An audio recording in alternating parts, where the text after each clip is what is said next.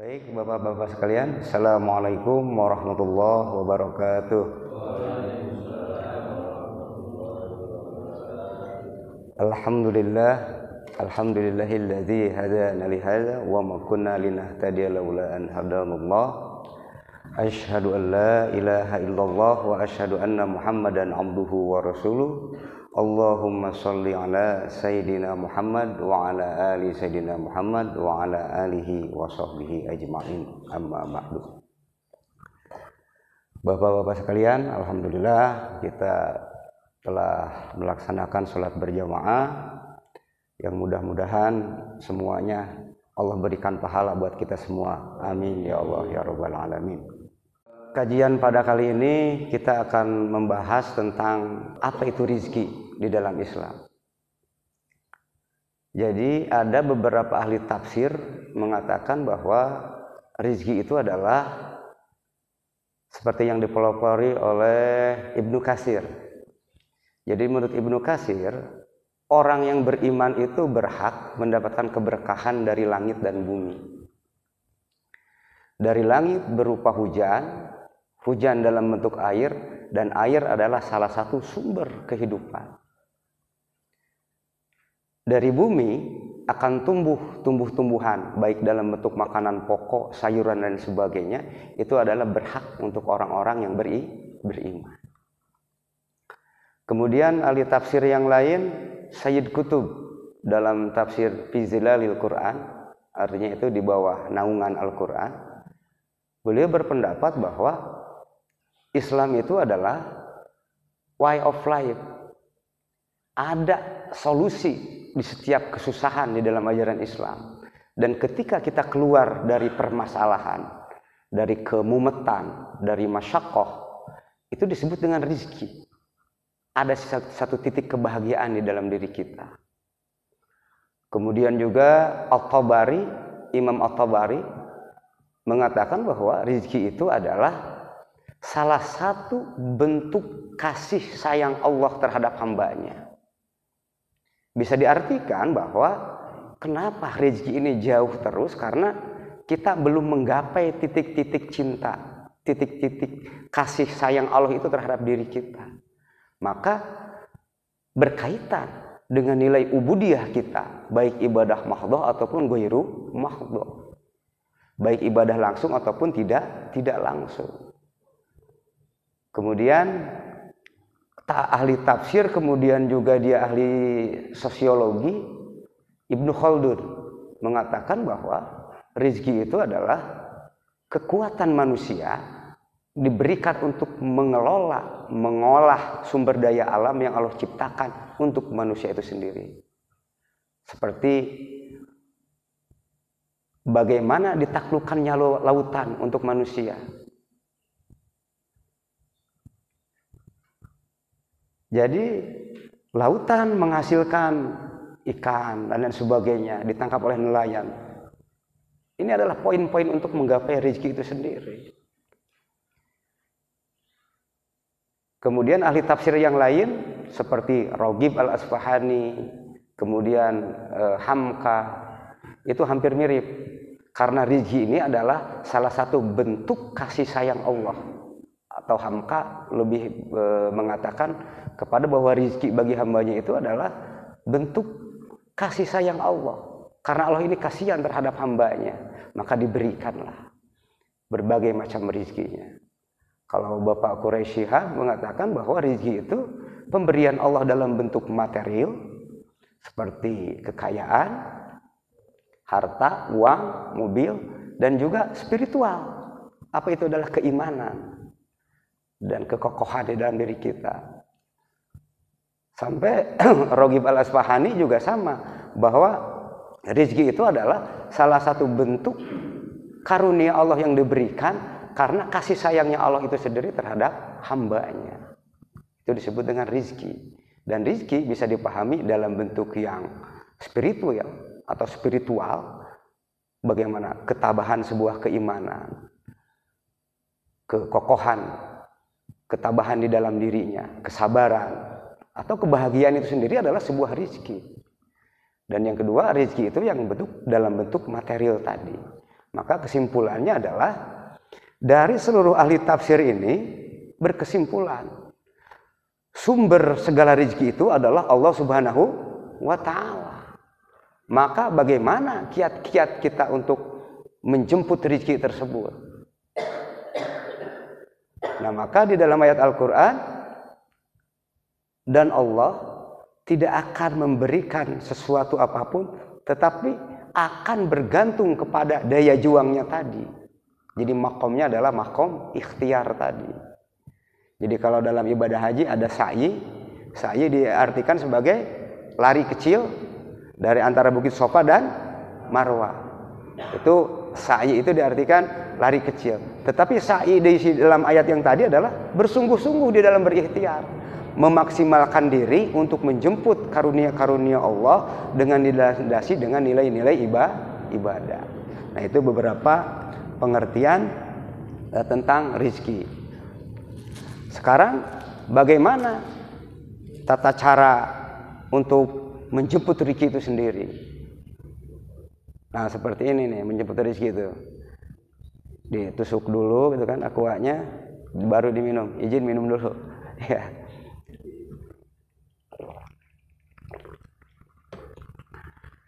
Jadi ada ikhtiar. Mana ikhtiarnya? Gak mungkin air ini bisa masuk mulut sebelum kita ikhtiar dulu tadi, menusukkan penanya atau sedotannya, lalu kita angkat dan kita minum. Jadi tidak terlepas dari daya ikhtiar kita.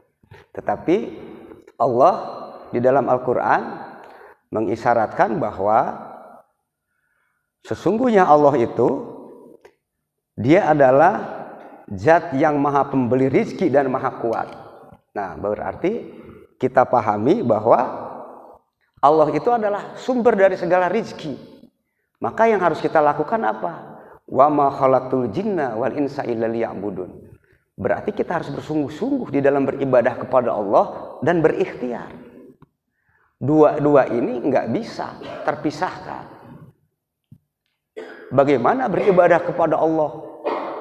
Menyerahkan seperangkat ketundukan kita kepada Allah, seperangkat ketaatan kita kepada Allah. Bahkan tidak hanya di dalam sholat, di dalam kehidupan kita sehari-hari, bahwa kita beribadah kepada Allah Subhanahu wa Ta'ala, yang disebut dengan ibadah ghairu mahdhah. Pulang dari masjid, ketemu di jalan itu ada ranting, sosial sebenarnya mah. Lalu ranting ini kita ambil, kita buang. Sosial tetapi bisa berpahala ibadah kepada Allah Subhanahu wa Ta'ala. Ini yang dimaksud bahwa maksimalkan ibadah kita tidak hanya dalam bentuk-bentuk yang mahdhah kepada Allah, tetapi dalam bentuk yang ghairu mahdhah pun kita harus sudah maksimal. Maka ketika maksimal di dalam ibadah dan maksimal dalam ikhtiarnya, insya Allah rizki akan Allah alirkan kepada hamba-hambanya. Amin ya Allah ya Rabbal alamin. Lalu bagaimana contohnya bersungguh-sungguh itu? Ketika lari dari Bukit Sofa dan Marwah, itu untuk mencari air karena kebetulan aslinya tidak ada saat itu.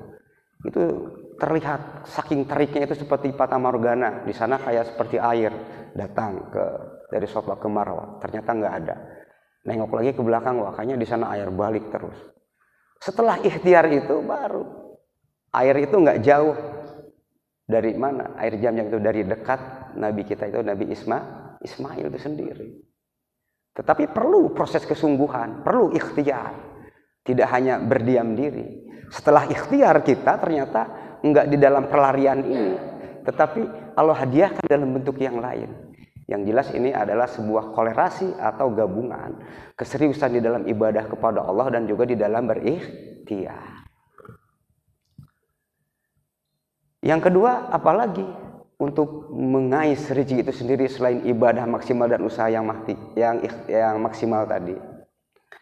Yang kedua adalah memperbanyak istighfar. Jadi istighfar itu mampu menetralkan diri kita dari dosa dan mampu menenangkan diri kita. Sehingga dengan istighfar tersebut banyak sekali misteri-misterinya di dalam istighfar. Bahkan di dalam sebuah hikayat, dalam sebuah cerita, Imam Ahmad bin Hambal itu kan imam besar, datang ke suatu kampung, katakanlah gitu, datang ke Puri gitu kan, sholatlah beliau di sana. Nah tiba-tiba setelah sholat wirid dan sebagainya, sholat sunnah, beliau istirahat. Ditegur sama pengurus masjid, tidak boleh istirahat di sini karena peraturannya begitu. Imam Ahmad bin Hanbalnya ngeluyur, nggak dapat tempat itu. Tiba-tiba balik lagi ke masjid untuk beristirahat karena lelah perjalanan. Lalu tiba-tiba disuruh pulang lagi. Ya, di sini peraturannya tidak boleh seperti itu, katanya, beristirahat di masjid. Kira-kira gitu. Nah, alhamdulillah nih udah ada kopinya. Ya, alhamdulillah. Ya. Ya, silakan Bapak-bapak ngopi dulu. Ya. Pak Sarwoko masih ngopi? Oh, udah enggak, alhamdulillah. Udah air jam-jam terus ya. Air jam-jam terus. Ya, yang ngopi aja, yang ini enggak usah dulu.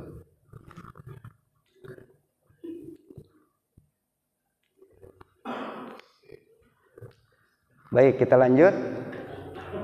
Bahwa kekuatan istighfar itu sangat misteri. Maka Rasulullah menganjurkan kepada kita berapa? Sehari semalam. Minimal 70 atau 100. Kecuali di Ashhurul Hurum, kecuali di bulan-bulan Rajab, Sya'ban, kalau kuat mau ribuan silahkan. Kembali kepada cerita tadi, bahwa setelah disilahkan untuk pergi, merbot ini kayaknya nggak tahu. Temulah dia dengan orang. Mau kemana Tuhan? Katanya. Saya mau beristirahat karena di masjid tidak boleh.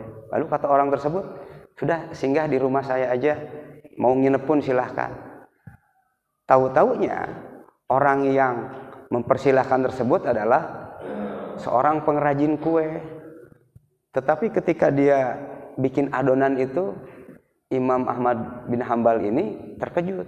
Karena mulutnya itu mengucapkan astagfirullahaladzim, astagfirullahaladzim. Seperti itu. Sampai benarnya, wahai Bapak, semenjak kapan kau mendawamkan istighfar? Itu ketemunya udah tua. Semenjak saya muda, semenjak saya remaja. Imam Ahmad bin Hambal sambil bergeleng-geleng mengucapkan subhanallah. Lalu apa khasiat daripada istighfar yang kau lakukan? Orang tersebut mengatakan, setiap permintaan aku Allah kabulkan, tidak ada yang pernah. Cuma ada satu yang belum dikabulkan oleh Allah. Apa permintaan orang tersebut?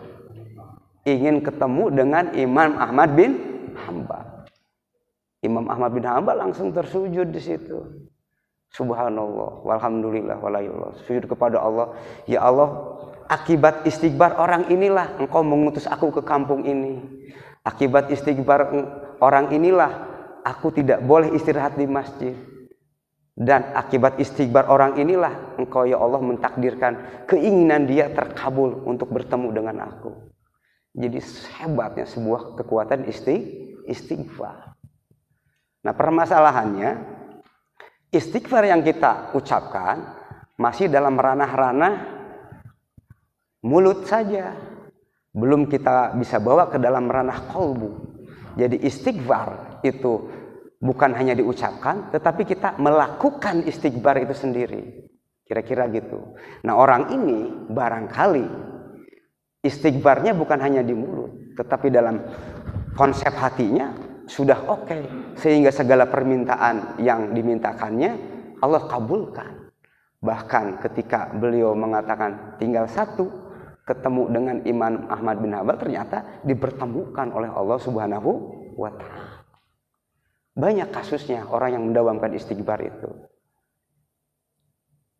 Yang baru-baru ini kan nggak baru juga sih, di India ada orang yang sakit, terus kalau berobat harus ratusan juta dan lain sebagainya, ke rumah sakitnya juga jauh dan sebagainya. Tiba-tiba pesawat yang mau ke India itu ya mengalami masalah, jadi harus landing di tempat yang terdekat. Dekatlah dengan gubuk ini. dalam keadaan hujan. Akhirnya si dokter ini nyari tempat. Lalu dari gubuk tersebut silakan singgah dan sebagainya. Lalu apa yang terjadi? Ternyata ahli spesialis untuk ngobatin orang tersebut ini dokternya. Allah hadirkan, Allah datangkan hanya dengan mendawamkan istighfar. Itu maka istighfar ini adalah salah satu kunci daripada bagaimana mengais rezeki tersebut. Yang ketiga, selain istighfar apa? Ikhtiar tadi udah, terus ibadah kepada Allah udah tadi, kemudian istighfar. Yang keempat adalah sedekah. Karena konsep sedekah itu masalul ladzina yunfikuna amwalahum fi sabilillah kamasali habbah. Orang yang bersedekah itu sama seperti orang yang naruh satu biji, tumbuh batang. Dari satu batang ini ambatat sab'a sanabil, 7 dahan. Setiap dahannya mi'atu habbah, fi kulli sumbulatin mi'atu habbah. Jadi setiap dahannya itu 100 100 100 100 100. Infak 1000, kelipatan pahalanya jadi 700. Jadi 700.000 dengan 1000 tersebut. Itu kehebatan sedekah. Kira-kira gitu. Jadi banyak hal di dalam bagaimana kiat-kiat mengais rezeki ini, diantaranya ibadah yang maksimal, ikhtiar yang maksimal, lalu kita beristighfar, yang ketiga, yang keempat kita bersedekah kepada orang-orang yang memerlukan dan kepada orang-orang yang sangat membutuhkan di dalam kebutuhan-kebutuhan tersebut. Lalu setelah sedekah apalagi? Mencari dan memiliki ilmu yang bermanfaat. Kan di dalam beberapa hadis kalau setelah sholat Rasulullah itu, Allahumma inni as'aluka ilman nafi'an wa rizqan thayyiba wa amalan mutaqabbala. Jadi ketika kita mencari ilmu yang bermanfaat dan kita memiliki ilmu yang bermanfaat, rezeki akan datang. Dan menjemputnya itu yaitu dengan ilmu kita. Belum di dalam ayat yang lain bahwa yarfa'il ladina amanu minkum walazina utul ilma darajat. Allah ini akan mengangkat orang-orang yang beriman dan berilmu beberapa tingkatan derajat. Artinya derajat makom seseorang itu adalah bagian daripada rizki.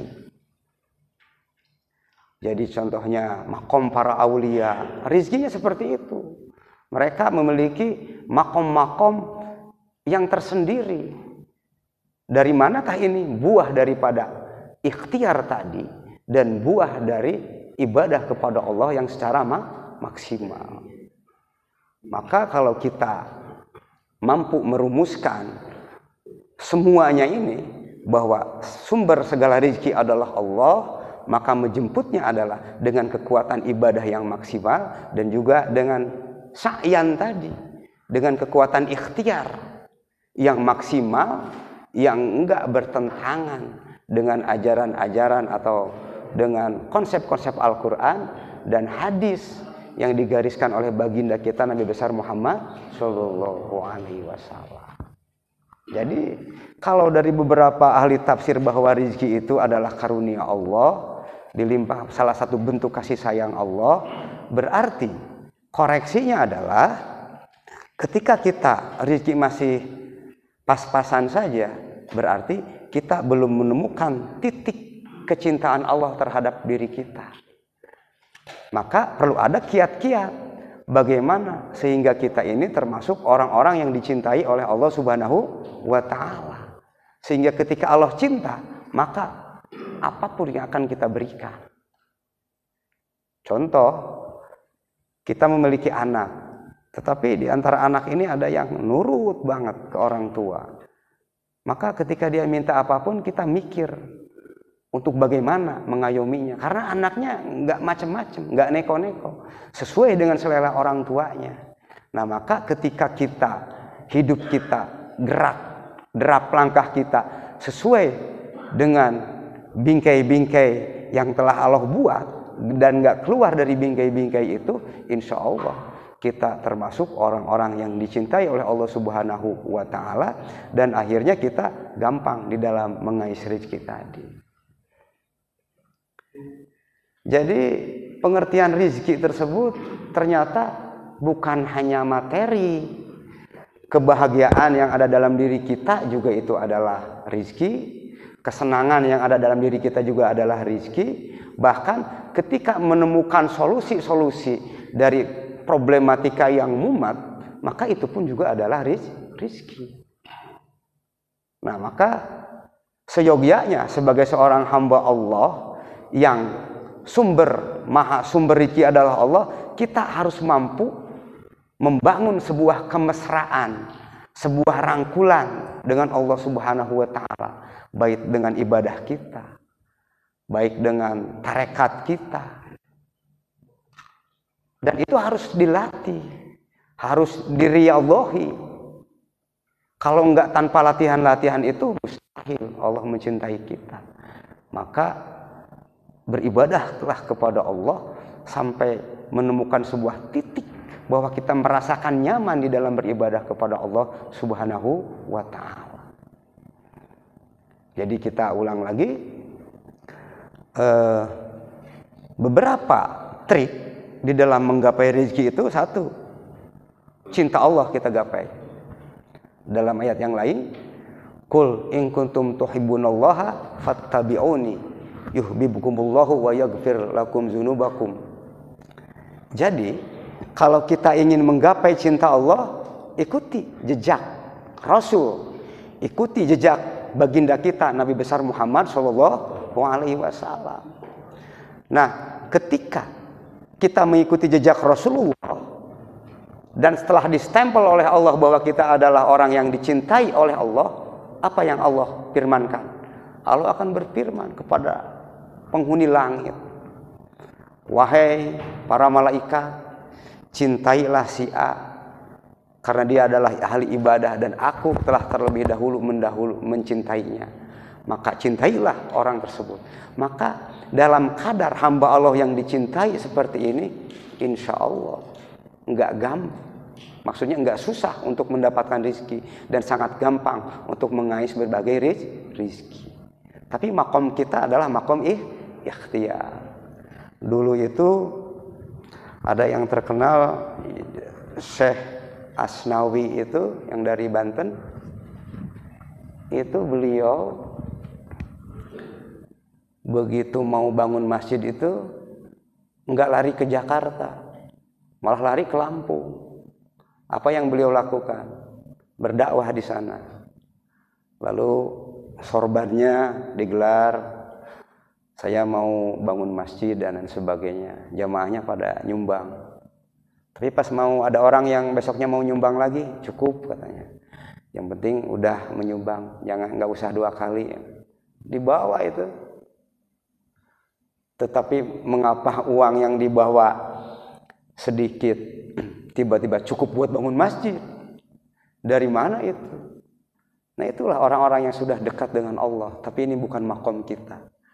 Bahkan ada sebuah cerita juga, masjid yang di Caringin Banten itu, kalau dipeluk sama orang 10 orang itu nggak kepeluk, saking gedenya.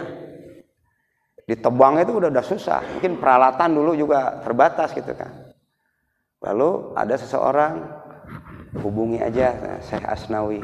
Memang di Banten ini ya kaya dengan budaya-budaya yang orang-orang yang hebat juga gitu ya dari dulunya. Jadi dalam sebuah cerita itu bahkan almarhum Abah Uci juga pernah menceritakan cerita ini.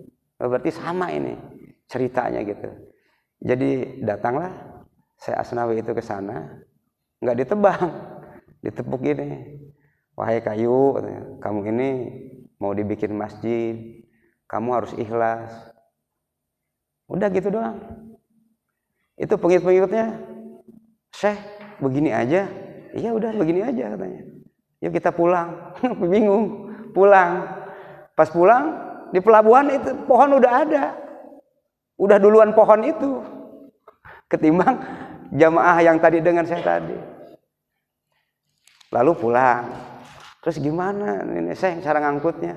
Udah nantinya juga sampai dicaringin. Begitu pasukan sampai dicaringin, pohon itu udah ada dicaringin. Subhanallah. Itu makom orang-orang tertentu. Itu rezekinya ya begitu. Kalau kita makomnya adalah makom ikhtiar. Berangkat ngantor gitu kan. Rewardnya bagus, ada bonus gitu kan. Tapi kadang-kadang yang menjadi permasalahan, kadang-kadang durasi dunia kerjaan kita kadang-kadang mengalahkan durasi ibadah kita kepada Allah Subhanahu wa Ta'ala. Kembali. Maka kita gapai lagi cinta Allah. Kita siasati. Selagi ngetik contohnya, ahli ketik juru tulis gitu kan. Maka dia dalam ngetik tapi dalam hatinya subhanallah, subhanallah, subhanallah, subhanallah. Itu bisa. Karena yang disebut dengan ulul albab itu allazina yazkurunallaha qiyaman wa qu'udan wa 'ala junubihim.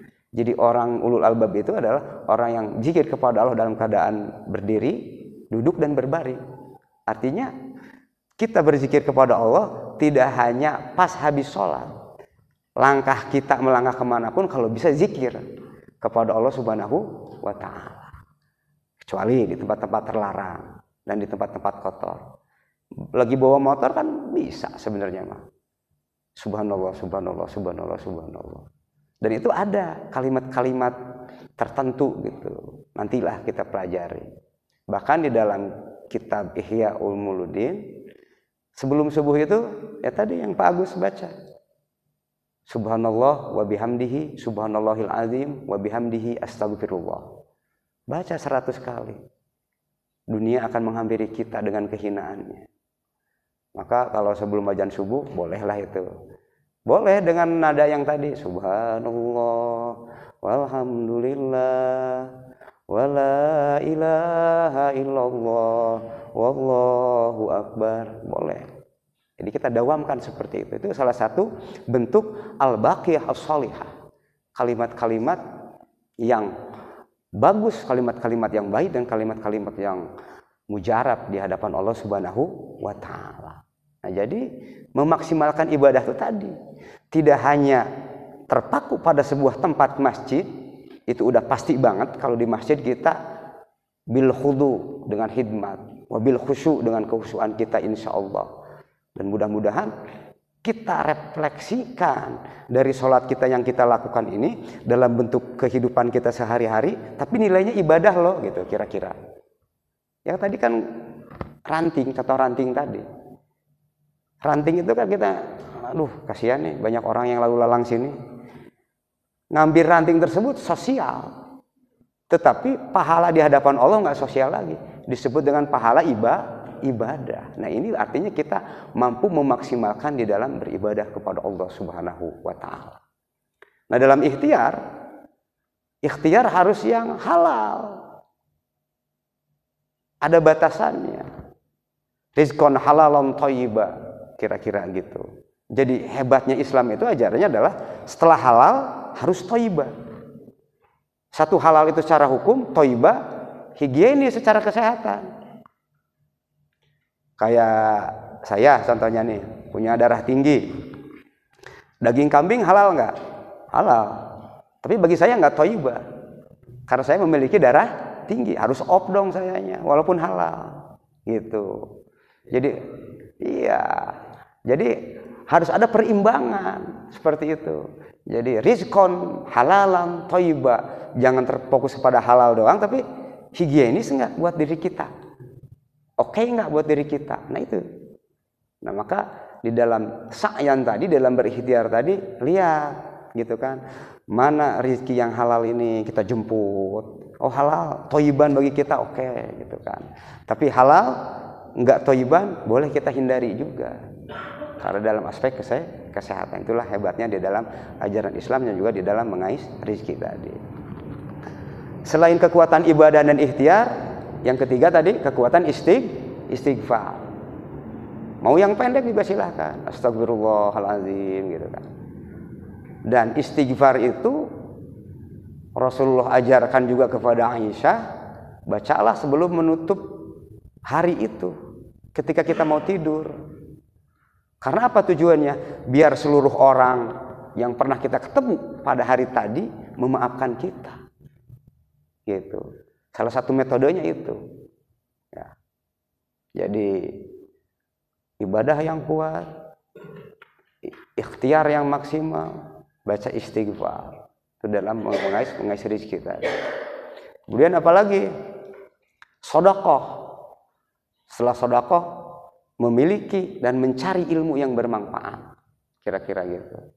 Yang terakhir, untuk bagaimana kiat-kiat mengais rezeki ini adalah percepatlah, perbanyaklah melakukan taubat. Jadi dengan poin taubat ini kita kepada Allah Subhanahu wa taala sehingga kita jadi netral, menjadi orang yang bersih, menjadi orang yang kosong. Jadi kalau mangkok kosong itu kita isi kurma itu bisa. Tapi kalau mangkoknya masih ada isinya, mau mengisi dengan yang lain itu jadi campur aduk. Maka salah satu fungsi taubat adalah menetralkan diri kita dari dosa dan kita menjadi kosong dari dosa, maka Allah akan memberikan apapun juga akan lebih mudah. Gitu kira-kira logikanya. Ayat Al-Quran banyak yang mengisyaratkan kita untuk bersegera bertobat. Wasari'u ila maghfiratin min rabbikum, seperti itu. Dan segerakanlah bertobat kepada Allah. Artinya metode bertobat kepada Allah itu tidak harus kita sadar nunggu kita berbuat salah. Tutup malam tadi kita bertobat kepada Allah Subhanahu wa taala. Di antaranya apa? Khatam Al-Quran dengan membaca Qul huwallahu 3 kali. Kan gitu nasihat Rasulullah kepada Aisyah itu. Wahai Aisyah, jangan kau tidur dulu sebelum kau khatam Al-Quran. Kata Aisyah, oke lah itu, sanggup. Kalau kita mau boro-boro khatam satu malam gitu kan, ya sebulan juga udah maksimal. Tapi ya mudah-mudahan di bulan Ramadan nanti kita bisa khatam lebih dari satu, ya amin ya Allah ya Rabbal alamin. Kira-kira gitu. Lalu apalagi? Kau jangan tidur dulu sebelum engkau dimaafkan kesalahan oleh teman-teman, oleh tetangga dan orang-orang yang ketemu engkau. Waduh, bagaimana, kata Aisyah itu, saya harus mengunjungi mereka untuk meminta maaf. Rasulullah tersenyum. Padahal bacalah istighfar. Minimal banget itu kan 3 kali kalau kita habis sholat itu. 3 kali 5 udah 15, tinggal nambahin 70 lah kalau sekarang mah udah usia kita mah, atau 100. Kecuali di bulan-bulan yang al-hurum, boleh itu 1000. Makin keren lah kita membaca istighfarnya. Lalu jangan kau tidur dulu sebelum kau melaksanakan haji. Waduh, gimana ini? Sedangkan haji ada musim-musim tertentu. Ternyata bacalah subhanallah walhamdulillah wala ilaha illallah wallahu akbar.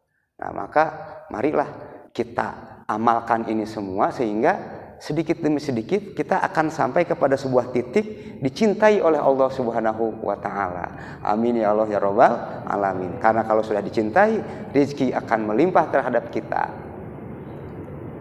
Ada satu lagi sebelum terakhir barangkali. Apa kira-kira? Allah berfirman, la in syakartum la azidannakum wa la in kafartum inna azabi lasyadid. Berarti ada 6 poin ya dengan yang ini. Di situ lamnya itu adalah lam mutaukid, untuk menguatkan. Kok dikuatkan? Karena nggak yakin kita itu dengan bersyukur rezeki kita akan bertambah, gitu kan? Padahal kata Allah dengan simbol lam itu lam taukid. Kalau kamu gitu kan, syakartum itu past tense, fi'il madhi. Berarti kalau kamu telah melakukan syukur kepada Allah, la azidannakum, akan aku tambah.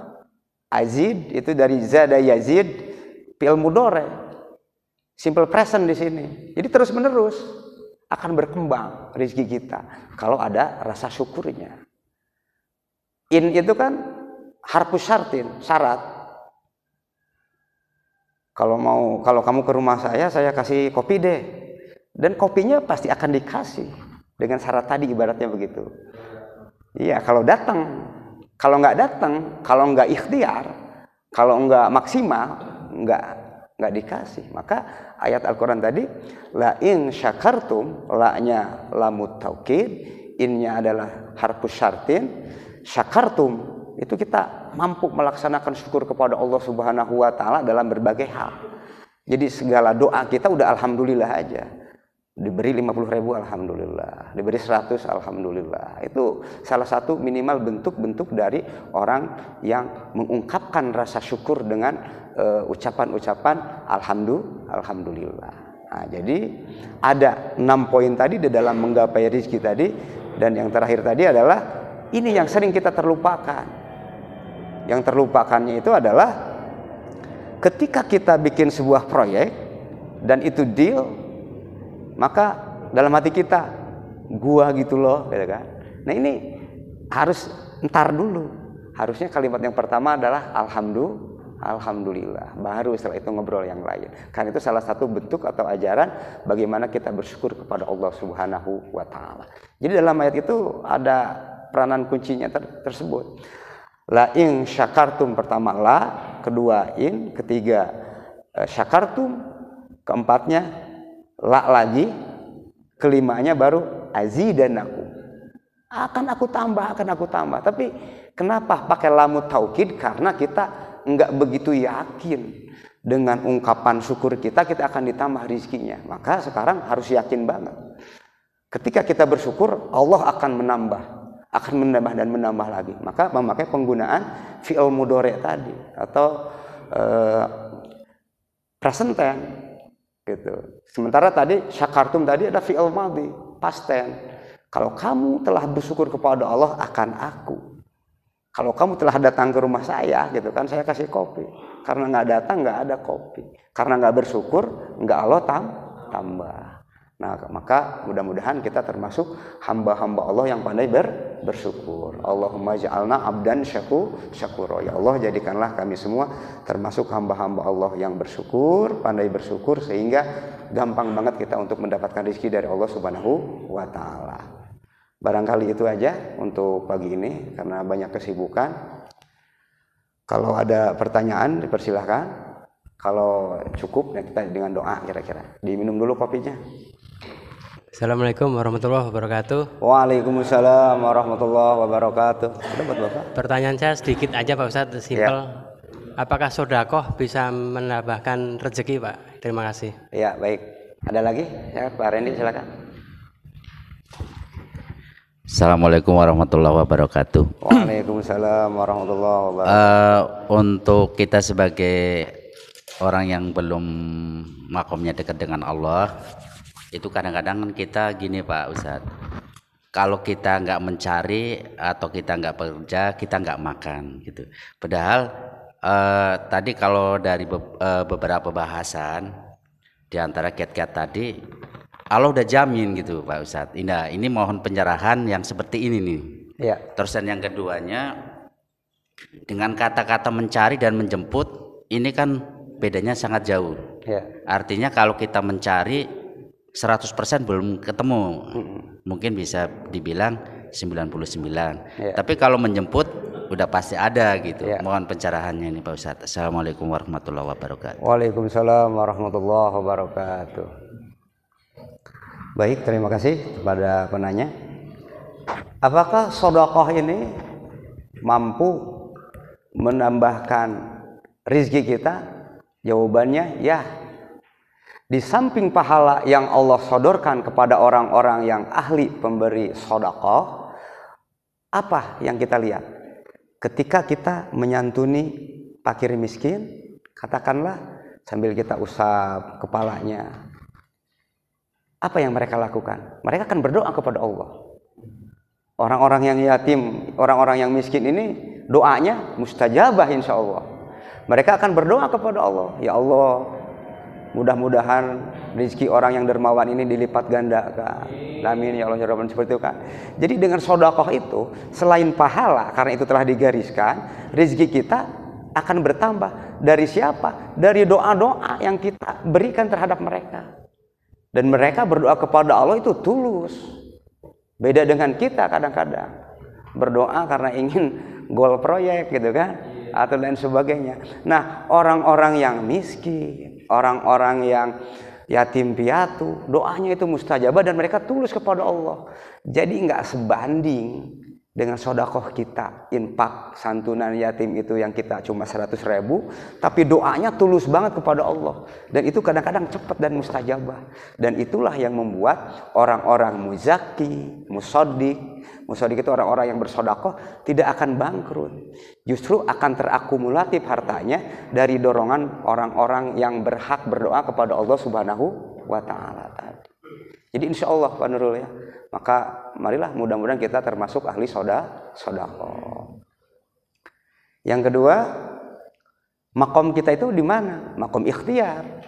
Larinya antara Bukit Sofa dan Marwah adalah sebuah ikhtiar tadi,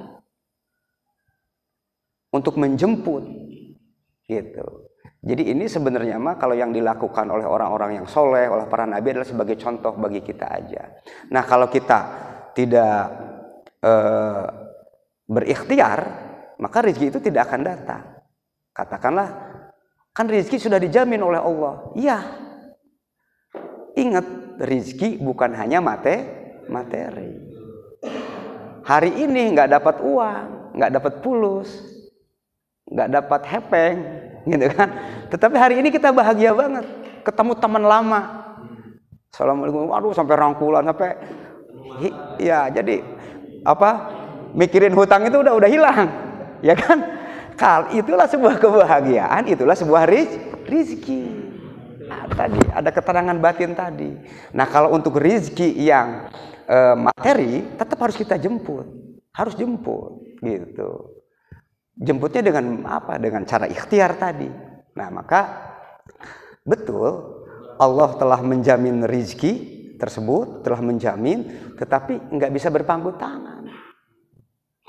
Maka pernah candaan antara Imam Malik dengan Imam Syafi'i.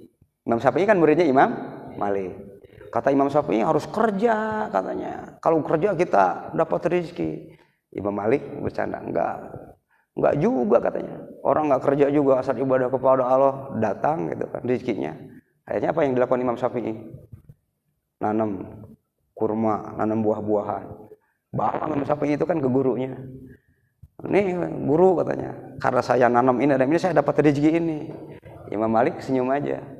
Imam Syafi'i makan kan? Imam Malik saya petik satu itu, makan gitu kan. Bener kan katanya, ide saya bahwa rezeki Allah itu harus kita ikhtiar seperti itu. Itu Imam Malik senyum dulu sambil makan gitu kan. Iya katanya bener.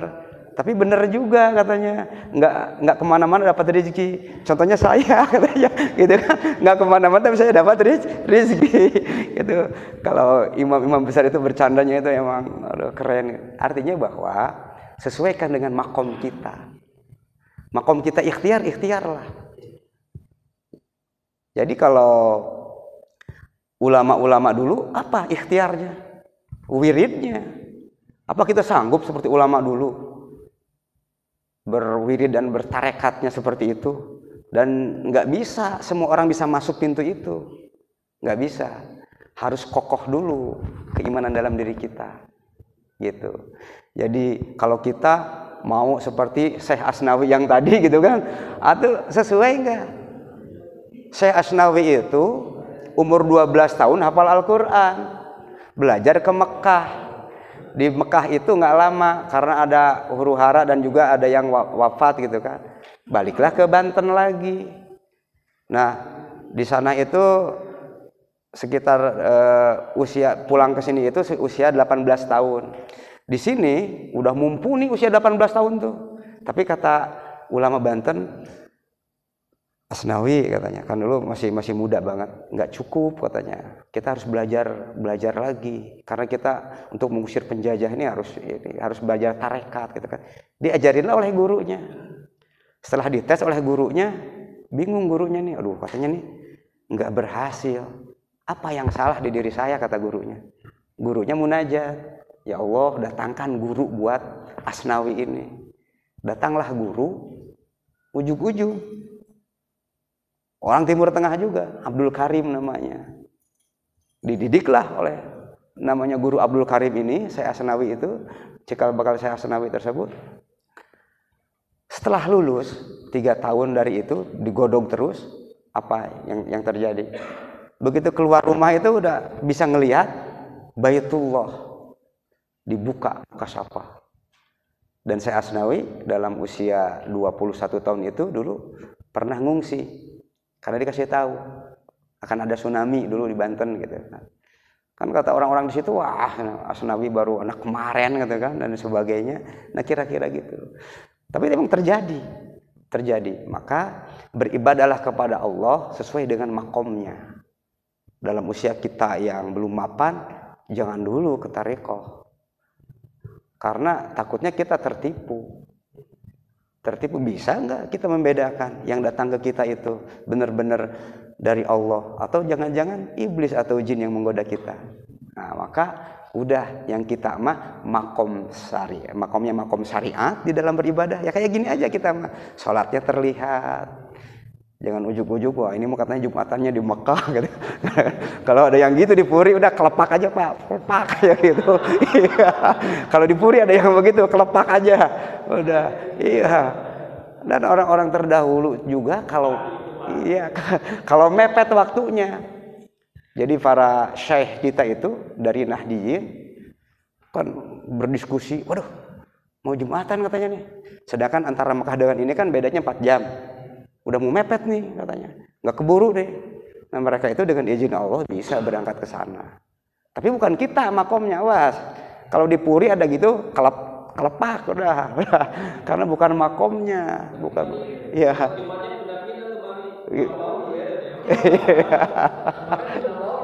Oh iya, ini dia deh.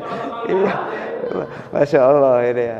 Jadi emang Pak Randy rezeki lah dijamin oleh Allah. Dan nggak ada rezeki yang ketukar, nggak ada. Jaminan Al-Quran. Iya, kadang-kadang mau ya diam di rumah ya gitu, dapat rezekinya kayak gitu ya dan sebagainya.